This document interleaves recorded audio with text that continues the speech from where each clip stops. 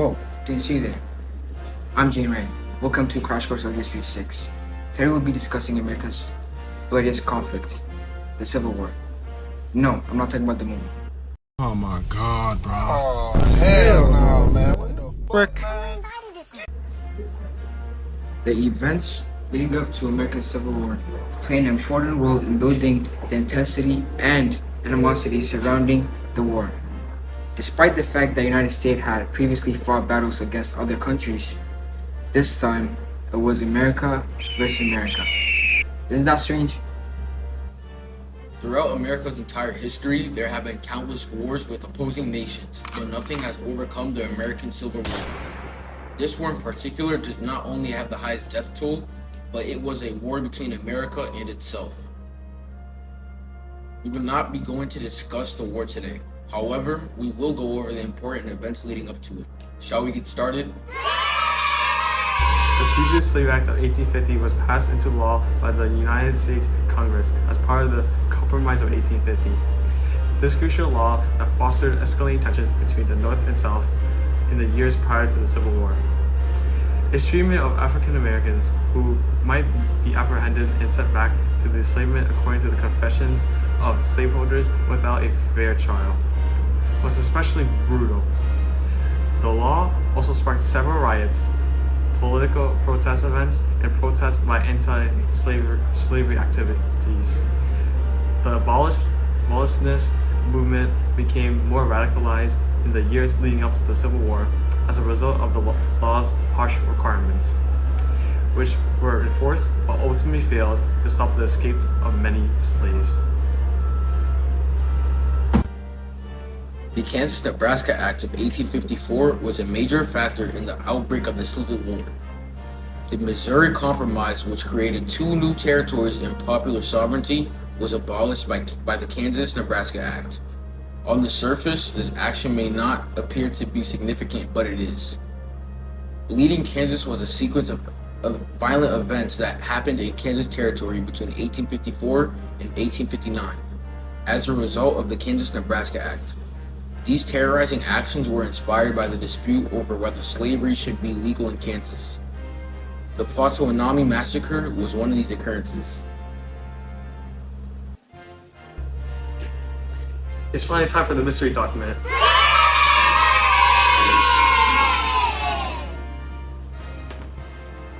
How this works is if I guess the author of the mystery document correctly, I get to live.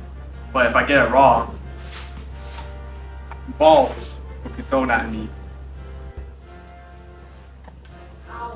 Perhaps it is impossible for a person who does no good not to do harm. Treat them like dogs and you'll have dogs' work and dogs' actions. Treat them like men and you'll have men's work. Clearly, this is referring to slavery and how they are mistreated on plantations. They appear to despise the concept of slavery, but who? Is it John Brown? What? Who is it? This is Harriet Beecher Stowe's Uncle Tom's Cabin. What? Hundreds of thousands of people were made aware of Uncle Tom's Cabin. The book depicted the physical and mental hardships that slaves faced. On plantations, white owners even dehumanized black people.